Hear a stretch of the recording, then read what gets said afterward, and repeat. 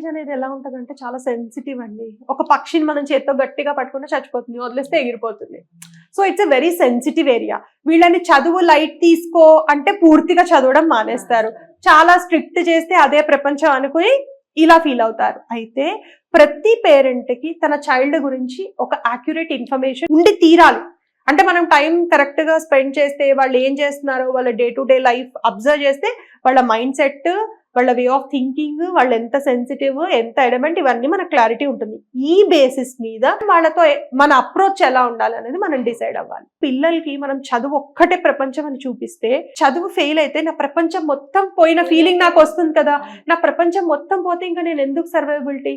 ఇది పిల్లల విషయంలో కానివ్వండి, ఈ లవ్ ఫెయిల్యూర్ విషయము, లేకపోతే పెళ్లి అయిన తర్వాత డైవర్స్ అనే విషయము, ఎవరైతే ఈ ఒక్కటే నా లైఫ్ అని అనుకుంటారో, అది కొలాప్స్ అయితే they feel everything is last.